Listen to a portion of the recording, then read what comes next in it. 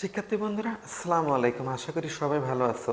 আজ আমরা খুব ইন্টারেস্টিং একটা ম্যাথ সলভ করব। দেখো এখানে একটা চিত্র দেওয়া আছে, চিত্রের মধ্যে একটা বস্তু এখানে দেওয়া আছে। বস্তুটার ভর দেওয়া আছে কত কেজি। দেখো এখানে বস্তুটার ভর কিন্তু দেওয়া আছে আমাদের কত, 3√3 কেজি। এই বস্তুটাকে দুটো সুতা দিয়ে বাঁধা আছে, দুটো সুতা দিয়ে বাঁধা আছে। ও বিন্দু থেকে এখানে যে দড়ি বা সুতোটা আছে এটাতে দেওয়া আছে কত টান বল দেওয়া আছে, টি টান বল দেওয়া আছে। আবার এই প্রান্তেও দেখো টি টান বল দেওয়া আছে, অর্থাৎ দুই পাশে যে দুইটা দড়ি বা সুতা আছে দুইটা কিন্তু সমান বলে টানতেছে এবং দুইটা বল কত কোণে আছে, এখানে 30 ডিগ্রি কোণে আছে। এবং এই তথ্য থেকে আমাদের বের করতে হবে টান বল টি ইজ ইকুয়াল টু হোয়াট। বস্তুটা এখানে স্থিরভাবে ঝুলে আছে কার মাধ্যমে, দুইটা দড়ির মাধ্যমে বা দুইটা সুতার মাধ্যমে স্থিরভাবে ঝুলে আছে। এই তথ্য থেকে আমাদের বের করতে হবে এখানে টান বলের মানটা আমাদের কত। আচ্ছা, আমরা জানি বল কি রাশি, ভেক্টর রাশি। তাহলে বলকে আমরা কি করব, দুটি লম্বাংশে বিভাজিত করব। দেখো আমি এজন্য যে কাজটা করব, আমি চিত্রটা একটু নিয়ে নেব।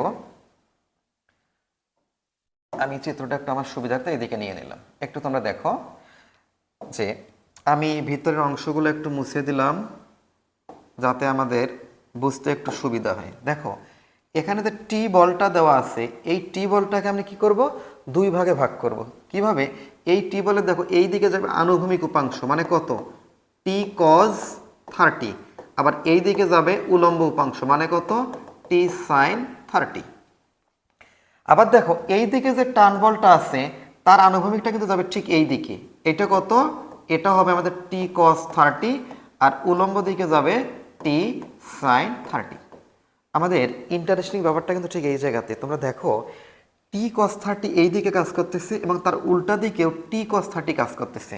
তাহলে এই দুইটা বল সমান কিন্তু কি বিপরীতমুখী। তাহলে তারা কি করবে, একে অপরকে নিষ্ক্রিয় করে দেবে, মানে টি কস থিটার কোনো কাহিনী আর থাকবে না। তাহলে এখন থাকতেছে কি, টি সাইন থিটা।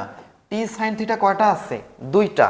তাহলে উপরের দিকে টোটাল বল আমাদের কাজ করতেছে কত, 2t সাইন 30। তাহলে উপরের দিকে টোটাল বল কাজ করতেছে কত আমাদের, 2t সাইন 30। এখন দেখো এই বস্তুটার ওজন কিন্তু কাজ করবে খাড়া নিচের দিকে, ওজন কত আমরা জানি mg। এখন বস্তুটা যেহেতু স্থিরভাবে ঝুলে আছে এর অর্থ কি, উপরের দিকে যত বল নিচের দিকেও ঠিক তত বল। তাহলে আমরা বলতে পারি উপরের দিকে যে 2t সাইন 30 কাজ করতেছে এটা কার সমান হবে, আমাদের mg বলের সমান। তাহলে দেখি আমাদের t সমান কি লেখা যায়, উপরে থাকবে আমাদের কত, উপরে থাকবে আমাদের mg আর নিচে থাকবে কত আমাদের 2 সাইন 30। তাহলে দেখি আমাদের m এর মানটা কত ছিল, m এর মান ছিল আমাদের 3√3, জি হচ্ছে আমাদের 9.8 ভাগ 2।